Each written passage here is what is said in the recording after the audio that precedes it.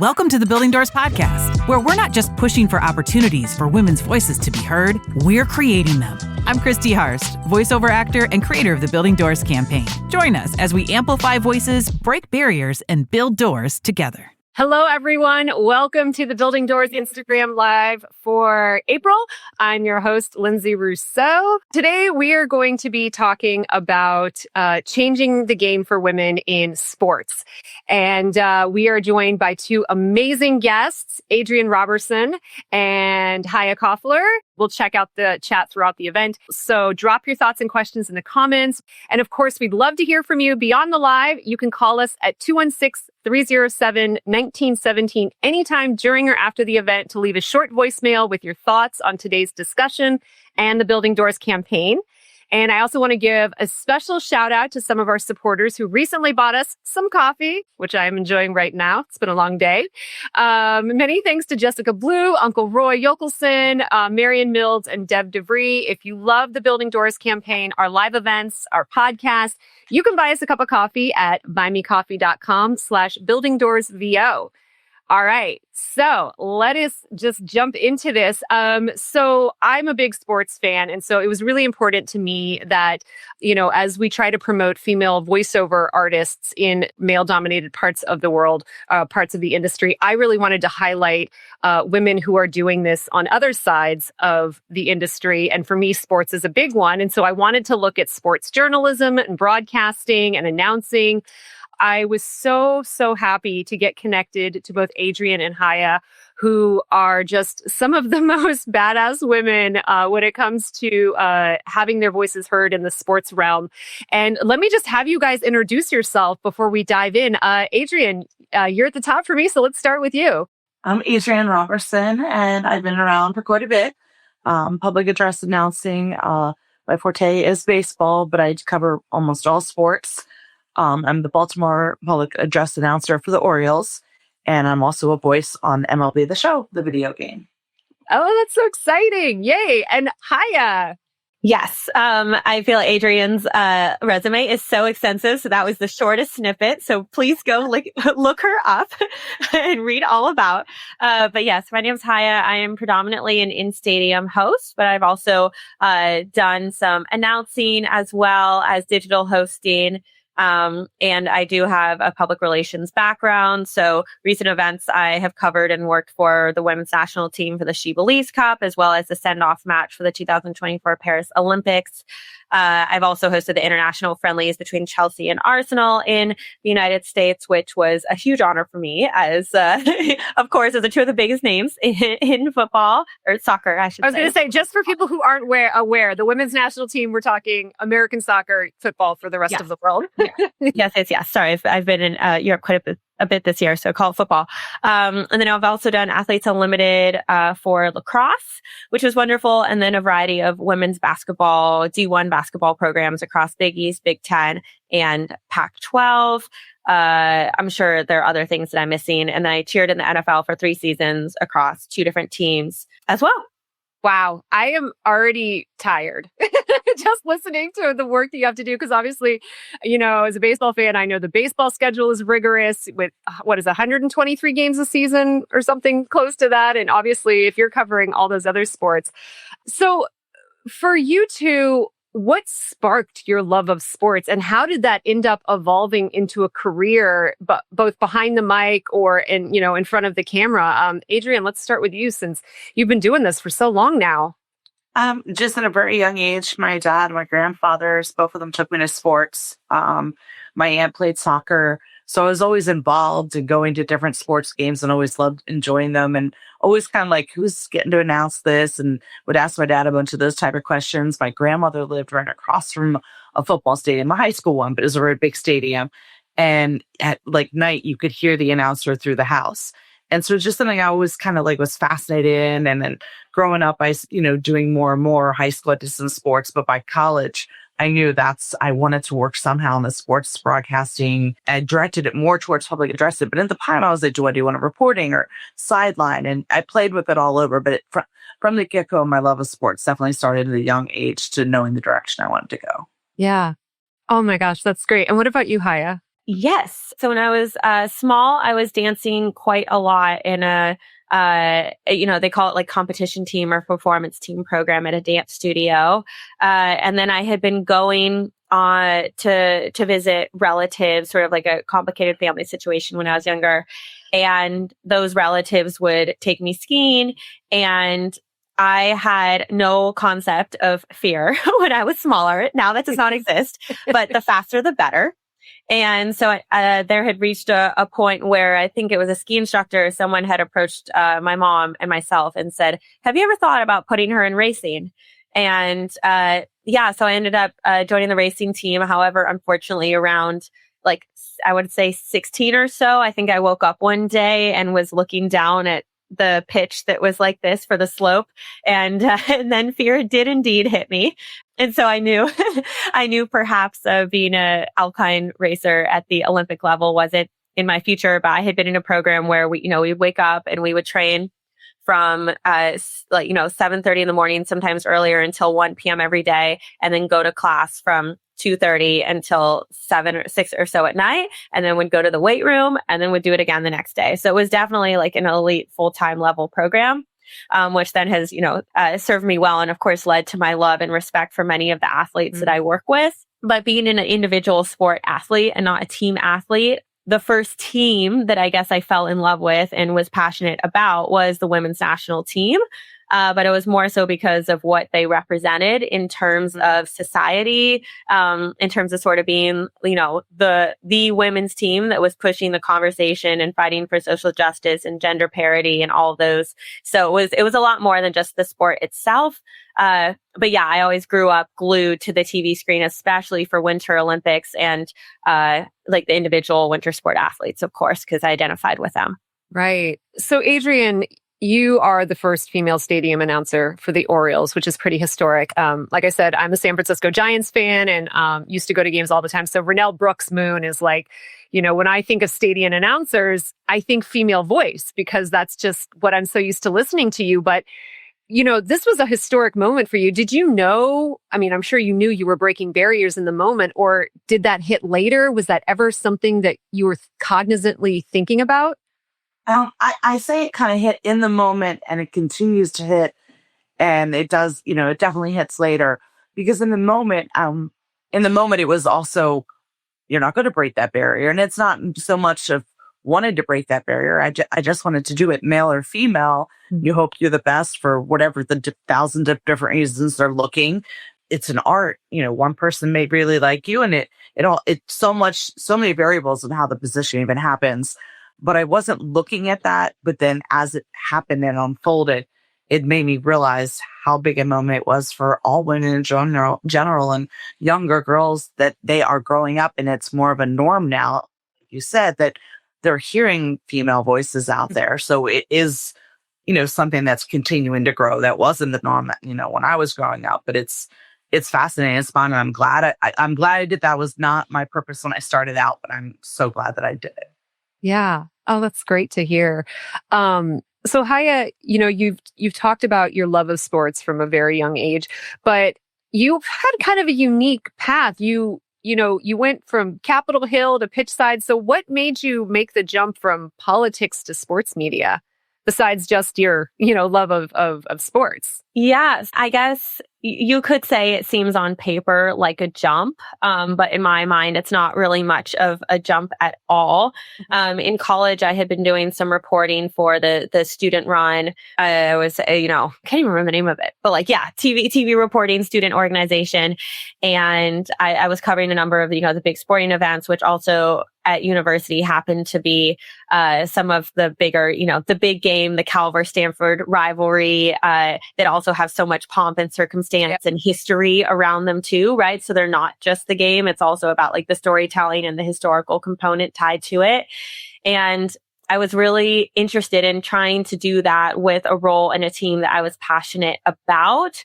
But the growth in women's sports just wasn't there yet. And, I was during college, I also had sort of an in-game hosting role. I was only I think it was like second woman at Berkeley to serve as their mic. They call it the position literally mic man. So that's problem number one. But yeah, so Mike Woman, and the first individual who had held the position is none other than Kate Scott. Which I'm sure many people know. I think she was the first female color commentator in the NBA, and she's done multiple FIFA World Cups. And I mean, she's really shattered so many glass ceilings, as they say. I think, yeah, like alongside Adrian, of course. And so, yeah, so very, very high bar. There were so many times throughout college where I guess this will go into like other topics that we'll discuss, but that I was told, like, why do you even care about covering women's sports? Like, there's no money in it. And so the roles that I was really pointed at, they didn't align with me because they were team reporter roles for NFL teams or for MLB teams, and not really looking to do sort of the like community storytelling pieces, whether it be with nonprofits or just work that the players were doing in the community, or those historical touch points. And so, and there weren't opportunities with women's teams yet in the roles that I wanted. And of course, there's so much to get into about, I'm sure opportunities were there if I wanted to work for free.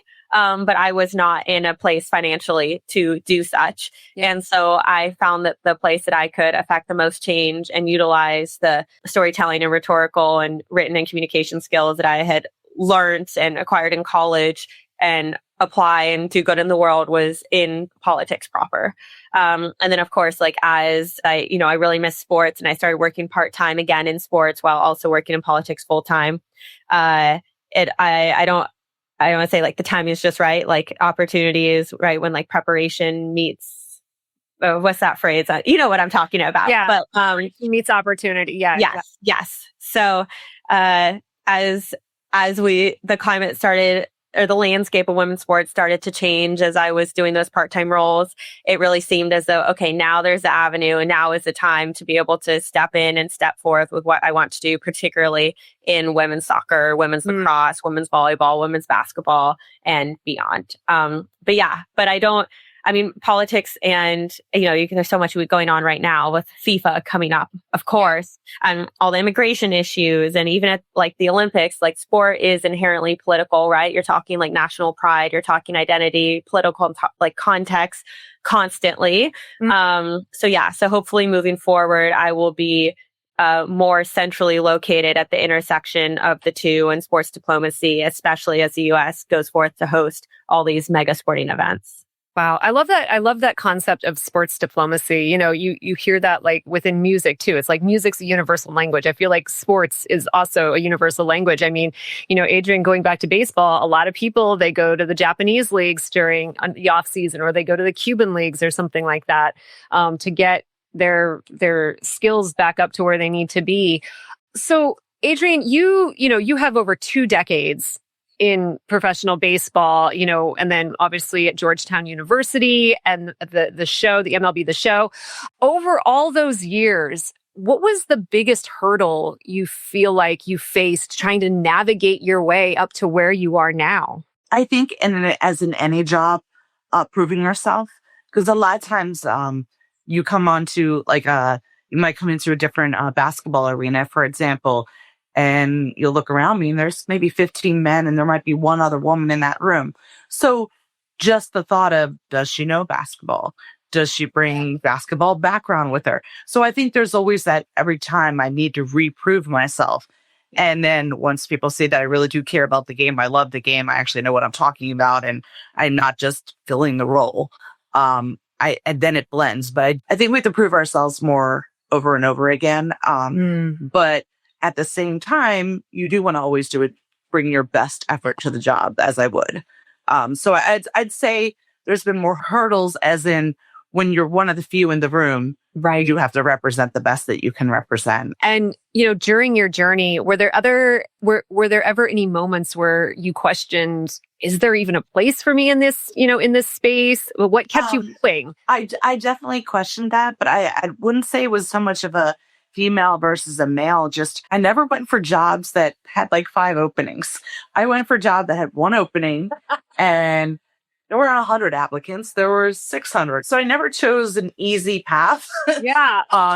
So I put myself in a harder harder path to begin with, but I had a dream. So there were definitely moments where I, have gotten no's from teams that ended up being the best thing that ever happened to me when you look at it in other directions. But Mm-hmm. it's a hurt, and it makes you question, like, the Orioles, when I was the backup, I was technically between number 2 and number 3.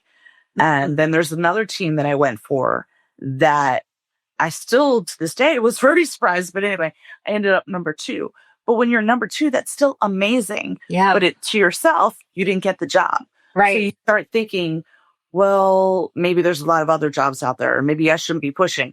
And I'm so glad I kept pushing. But that is a door. And then, when one door shuts, there's another's opens. But it does for anybody, no matter how much you love what you do, it does make you think when you get a no. And sometimes you can learn from that no, or take one part of it and be like, oh, well, maybe I can change that. So, but it is, when you're in that no, you do question a lot. Yeah. And for everyone watching, if you're a sports fan or a voice actor or whatever, I think we can all relate to, especially in entertainment, our entire industry is like 99% no. So it's like, you just got to push through the pain. Haya, I love what you had to say about sports diplomacy and everything. So, for you, obviously, we've seen over the years a huge increase in attention to female sports, obviously starting with the women's national team, with the Olympics, and then, WNBA getting a lot more prominence as well. For you, what does having a woman in a visible role in sports media matter, not just for fans, but for the industry itself? And you've worked for both, obviously, women's sports and traditional male sports as well. Yeah, I mean, I touched upon this earlier, but I feel like there are so many folks that I've spoken with, like young girls, college age, whatnot, who have related when I've said where I was told that, if I, quote, ever want to make money in this or want to be successful, as many people define success, which is different than how I do, which is like fulfillment. But that I need to work in a men's game, whatever that might look like. And so for me now, especially, in the NWSL, really trying to, in women's national team, right? Like the last national team match that I worked, we had a, female identifying DJ. That DJ brought with her female identifying PR and publicist. The head producer for the match was a female. Myself and my co-host were both female identifying.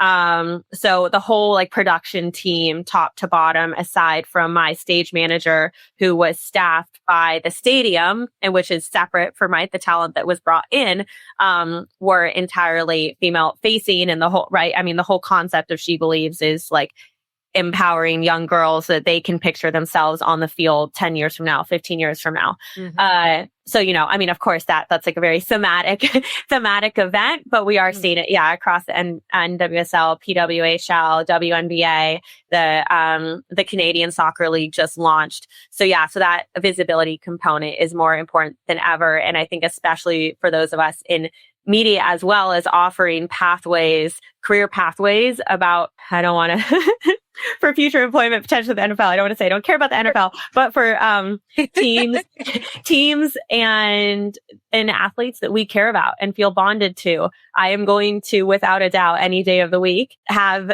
significantly more to say, just, without trying, on Pinot than I am about a random tight end. So, and I think that authenticity comes through, in terms of, just when you're speaking freely and you're following the sport and you see my eyes light up, because I'm that much more invested. So I just think, especially for a lot of us in media, it's opened a number of doors for us to feel like we can exist and live as our most authentic selves and set the tone and expand opportunities. I love that. That is really great to hear.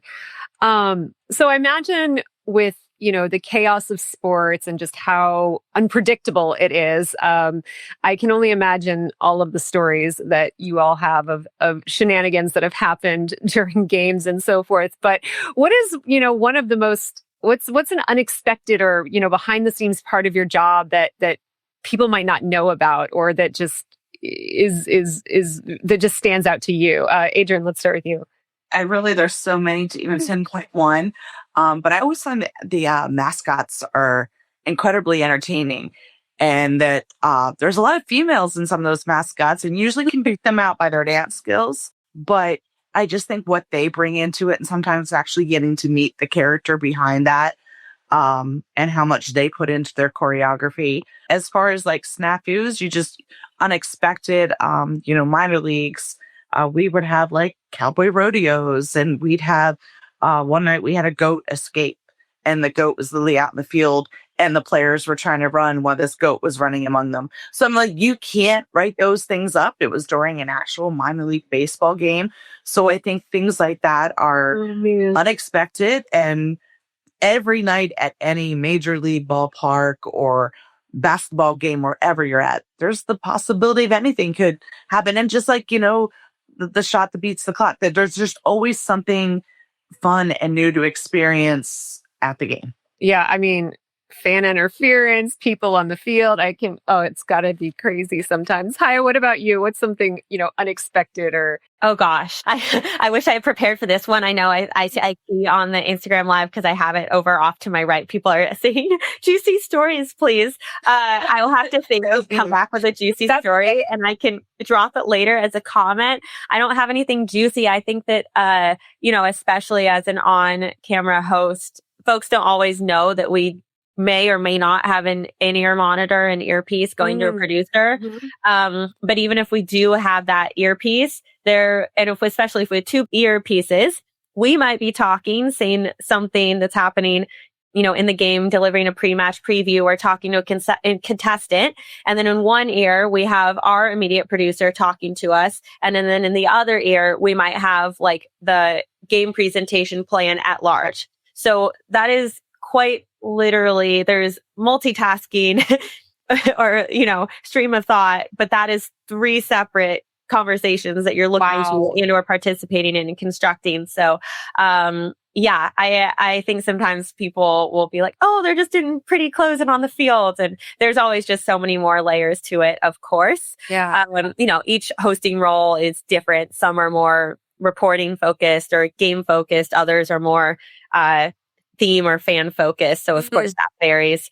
So I think that's a behind the scenes. And then, there's always things happening in the stadium. There's always technical errors. The pyrotechnics don't go off, and you're standing there with the mic, and you just did the countdown, 3, 2, 1, and then nothing happens, and you're just smiling. So I think there's a lot of in the moment impromptu that you really, really have to be on top of. And that's why, like, making sure you're at the production meetings and really knowing what the plan is allows you to feel confident for when nothing goes right. Oh my gosh. I would actually say on the voices in your head, they really are there. And like, people joke with you about that, but exactly what she was explaining, when I'm sitting in the press box, I have about 17 voices going on up there. And I might be talking to 2 people in the field who might be the stage manager. I'm conferring with them to make sure I have the national anthem pronounced correctly. And if we have somebody throwing out the ceremonial first pitch, their hometown, what their mother's name is, just the basics. So I'm trying to communicate with them. Meanwhile, with camera people, we're getting ready for the lineups. And then I've got a director and someone in music. So, and then meanwhile, because I'm so close to the fans, they might come up and say, hey, how are you? This is my first game.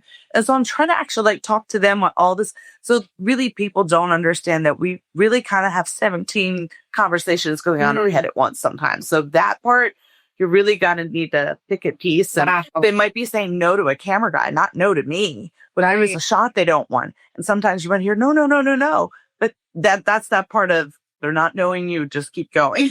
So I will say that's a lot of wildness. So that's insane, being able to juggle all and know, like, okay, they're talking to me, they're not talking to me. Oh, I got to pay attention to 5 million things on set. Oh my gosh, that's just, you have to be the ultimate multitasker and flexible, turn on a dime type of personality for this work. I think also too, right, like the longer with the team, you sort of pick up on little things, or you get to know the fans more, especially. Yeah. I think perhaps this relates more so to my role than to Adrian's, but you start to, for instance, right, say my stage manager was called up by the producer or someone else in the marketing team to go attend, like put out a fire on the north end side of the field. And my next hit is on the south side of the field in like 30 seconds.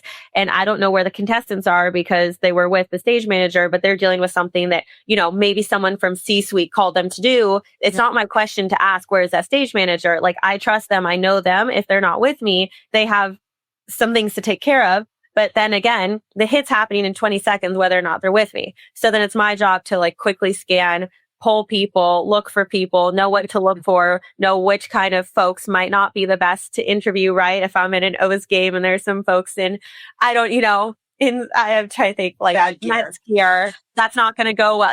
Just like little things. Oh, yeah. After doing this for enough years, you have some underlying cues of, at the end of the day, it's only Adrian's voice on the mic, or it's only my face on the camera. And if things go wrong, ultimately, like we ourselves are the ones that are responsible. So, and I don't mean to say that in like a doom and gloomy type of way, but just the reality, there is no one there to save you. So yeah, so if I have those 20 seconds and I pull the wrong contestants and these contestants like curse on the mic, that comes back to me. Right. So like there's a lot of unexpected layers, and it's live. So that's a perfect segue, actually. So what in all of your time doing this work, is there a incredibly memorable moment that stands out for you, either in something that you called and witnessed or in something, an interaction you had? What's something that's really resonated and stayed with you, Adrian? There's so many, and that's why it's really hard to pick one. Yeah. I think more it's like the fans' experience. So occasionally we will have a 101-year-old throw out a first pitch, and they're not coming out in a wheelchair. They're coming out walking with their family, and they love the game from every breath.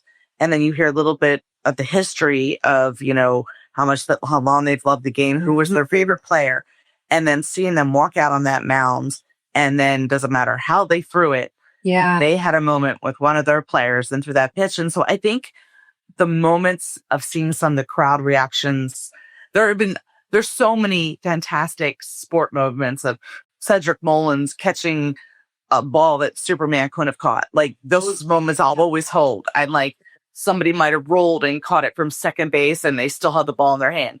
Those are unforgettable moments. But in my moments, I think it's the neat fan outside the play moments that strike me forever.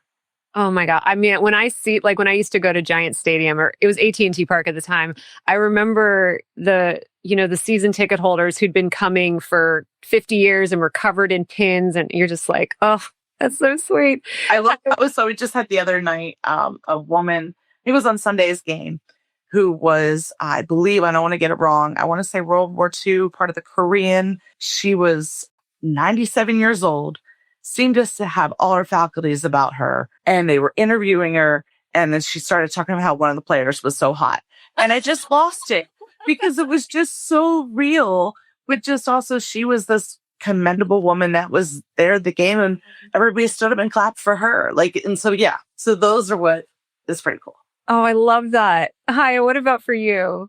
The playoffs last year, the consecutive sellouts, of course, at the Spirit Games as we entered into quarterfinals and semifinals. And of course, when they went to the final, I think that was so I can't remember which exactly. It was one of the very well-known, inside soccer Twitter accounts, but they had posted the growth rate over the previous 2 years for the quarterfinal and semifinal matches.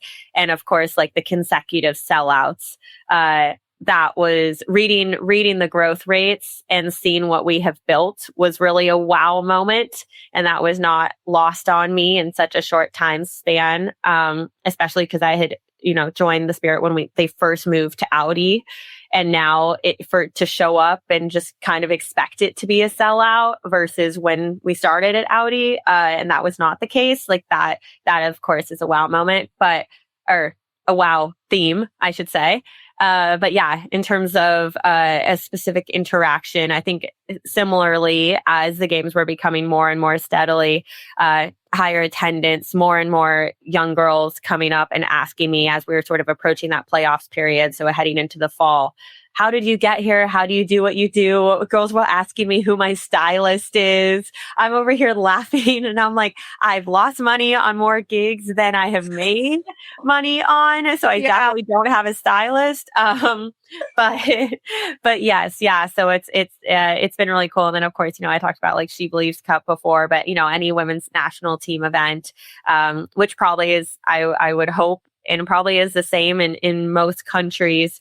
I feel like those, of course, are very widely attended by thousands and thousands of screaming young girls who want to be Alex Morgan or you name it. So all of my interactions at, of course, national team events have been incredibly moving. I love that you both gave examples of female fan interactions because according to a study by The Collective, by Wasserman Sports Fan Survey, 72% of women identify as being avid fans of at least one sport. And apparently Gen Zers are just exploding in their support of sports. So women are watching sports, both, male dominated, female dominated sports.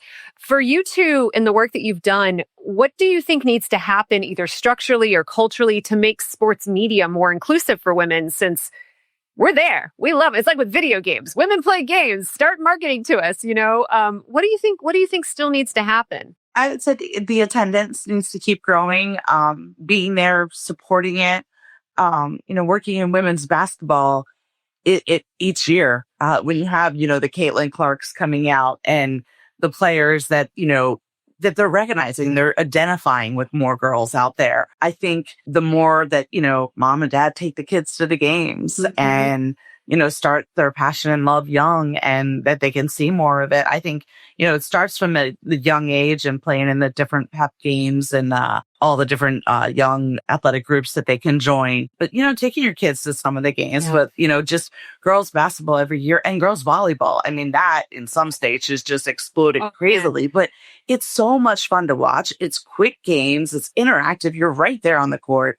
I think a lot of it is the attendance growing, because once you're there, we're going to keep you, because I think you're also the product. So it's just, getting them in the door.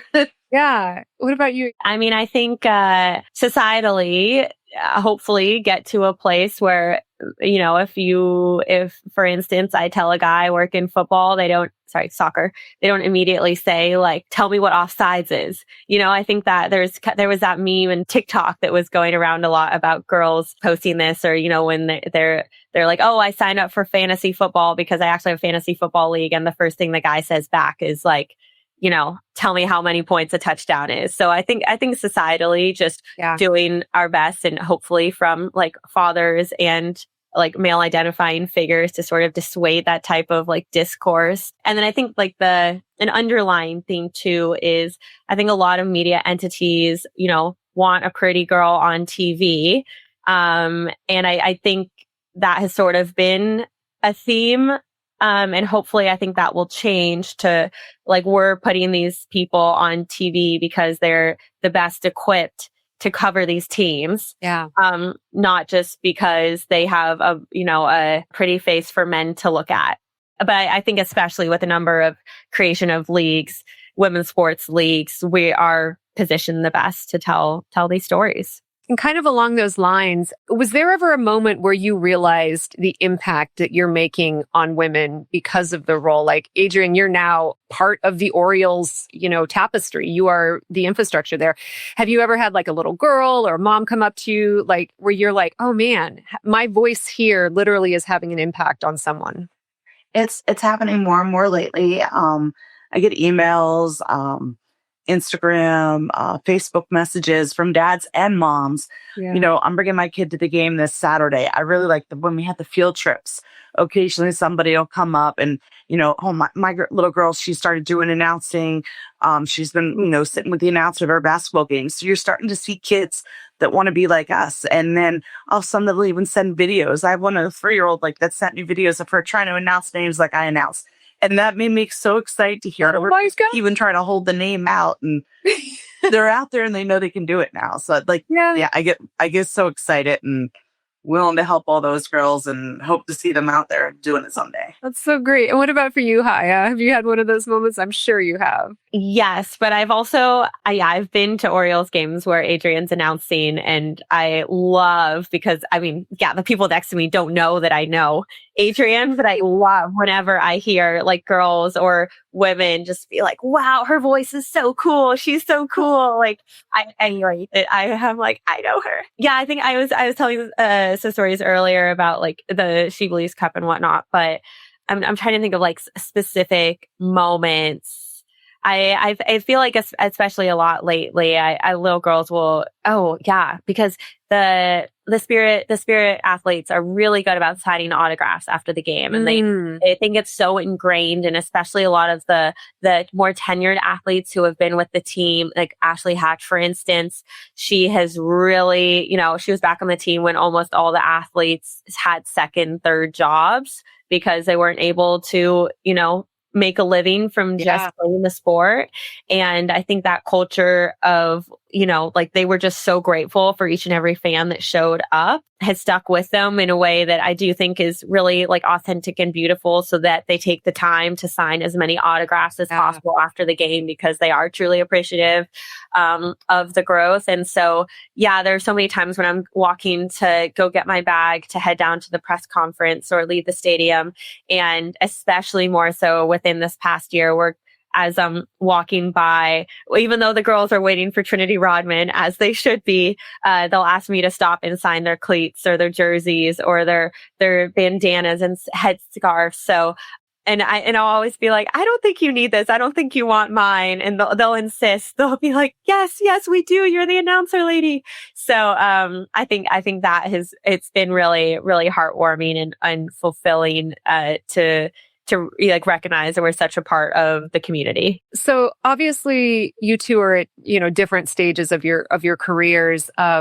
Adrian, perhaps you are in your dream gig, but is there a dream gig out there? Is there still a project that you're chasing? Or if you're like, this is as good as it gets? Because those stadium announcers, they're there for like, So I guess my dream post is like, if I could stay in this job another 15 years and then retire, or maybe make it 20, but like depending on where that is, I would love to be able to stay in this for a long hold. I feel like I just got there. This is my 5th season in the major league level, but I truly love it so much. This is what I always wanted to do.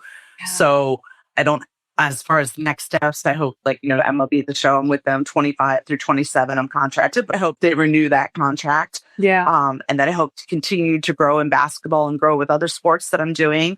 Maybe do some more voice work. I do some, but do other voice projects. But my dream job of being an Orioles announcer is the job. To stay the job. So the dream is to stay doing that dream. Yeah. And Haya, I know you have big dreams, girl. So what are you still chasing? I know you talked like you've been spending time in Europe. Yeah. So, I actually, there isn't any one particular thing. I will caveat this with like women's national team was really my equivalent of like Adrian's Orioles, right? So, I think after I had booked that gig, I kind of people were like, what do you want in 5 years? Or what's your 5-year plan? As people tend to ask, especially in DC, right? Being based in DC, they love to ask, who do you work for? What do you do? And I was like, we just need to sit. I'm going to sit. I'm just going to be happy and revel in this moment, and we'll figure it out. But of course, with the Olympics coming to the US, would love to have the opportunity to host an Olympic event, whether that is in soccer, football, or beyond. That said, especially as the women's game continues to grow internationally, which kind of rather ironically, the attendance, right, even though soccer, football has been around and had this culture and has such a larger culture internationally, the women's games a lot of times are less attended here in Europe. And Naomi Girma just had that $1 million barrier breaking deal, but that really wasn't the norm and hasn't been at all for quite some time. So I would really love to host and report on some women's focused international tournaments. That's really my next sort of block point of interest. But I feel I also at the same time, because the women's game has grown so much, I also feel very fulfilled in a way. And I don't I feel like I have kind of like come and done what I wanted to do and was supposed to do, which was to help to grow it, to build community, to bring attention. And now, right, new NWSL team coming to Boston. Like I said, they started in Canada, another team coming to Denver. Bay FC had a killer inaugural season. And there's now 3 professional volleyball leagues in the US, and the PWHL is expanding. And so now, I mean, there really are limitless opportunities, which is also, right, like there's a luxury of choice, perhaps. So I might not be pursuing or chasing a specific sports gig and want to go back more into the policy or political side of things for these mega sporting events. Yeah. So yeah, we'll see. Or they can take us together somewhere exotic and fun. We'll go. Yes, absolutely. I'll try to get a women's sports gig in Greece, in Mykonos, and then Brie and I can sit there with our little drinks. Oh my gosh. Well, we're almost at the end of our time. Is there anything else you guys want to mention or say to the people checking in before we leave? Adrienne, any final words? Or just my biggest thing is you believe in it, you love it, absolutely have a passion for it. I think a lot of people don't realize you're not just always getting up like the holidays and Thanksgiving and Christmas and stuff. And I want to say give up. You're doing what you wanted to doing on that day, because granted, you love football or you love the sport that you're doing, but there is a lot of sacrifices you make along the way. But just remember, you're making them because you truly have to love what you're doing and giving back, and it continues to grow, and then it's just amazing. But I think it's a little bit of, you're going to have bumps, but rise through those bumps, learn from those bumps. And if you believe in it and trust in it, go for anything. I love that. Hi, what about you? Yeah, I mean, I think surrounding yourself, and it applies to any line of work, but with people who will say your name in rooms you're not yet in. I think that is especially key as well in the media world and the sports world. I mean, yes, we talked a lot about having multiple earpieces and multiple voices and so many things going on. And yeah, of course, there's a certain level of inside out knowledge of the team at hand, but also proficiency in ability to multitask, and also, know production and know certain technical elements. But once you're sort of at that bar, there are a number of people who are also at that bar. And what is determining whether or not you get booked for gigs and or, your name is in conversations is, of course, the folks that are have worked with you and are rooting for you, and or like earlier I talked about, authenticity. And I think that's for me in particular, why I was able to grow in the soccer space as quickly as I was, is because I surrounded myself with the right people who knew what my driving motivation was. They knew me, they knew my story, why it was more applicable to the soccer space than perhaps other sports spaces. I think, that sort of resonates regardless of what industry, but especially in this. If I can elaborate on that, the friends that I've made from the very beginning all the way up to now. And it's amazing how some of those same friends are at the Orioles or within the organization or MSA or somewhere nearby, but how those same hardworking people, but not forgetting any of those people and helping as many others as you can along the way. You just never know. And it's just the small things can help someone else, and doing other people's jobs. Like when you watch, I wanted to be an announcer. Well, that's not available. Put your foot in the door and learn more about that sport and meet people. So it's just, you could do other roles, but those other roles help me to do the role I am now, because there's things I wouldn't have known if I hadn't been on the other end.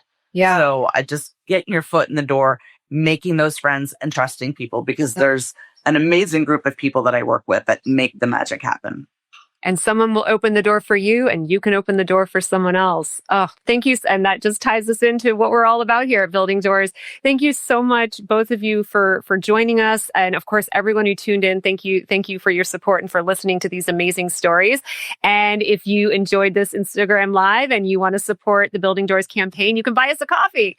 We need so much coffee in this industry. Go to buyacoffee.com/buildingdoorsvo to donate.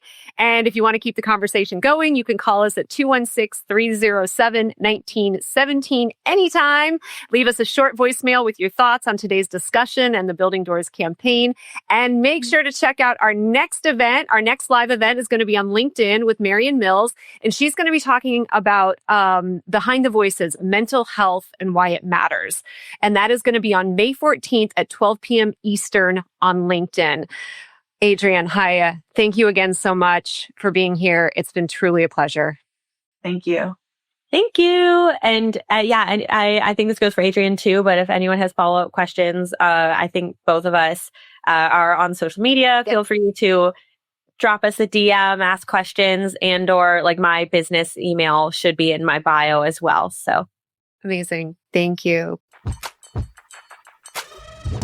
Thanks for listening to the Building Doors podcast. Want to hear more? Check out all our episodes at buildingdoorsvo.com/podcast and follow us on Instagram and LinkedIn at buildingdoorsvo. We'd love to hear from you. So call us on our 24/7 hotline at 216-307-1917 and leave us a voicemail with your thoughts. Do you want to support the podcast? Well, we love coffee. Buy us a cup through the link in the description or at buildingdoorsvo.com. Until next time, keep pushing forward, keep speaking up, and let's keep building doors together.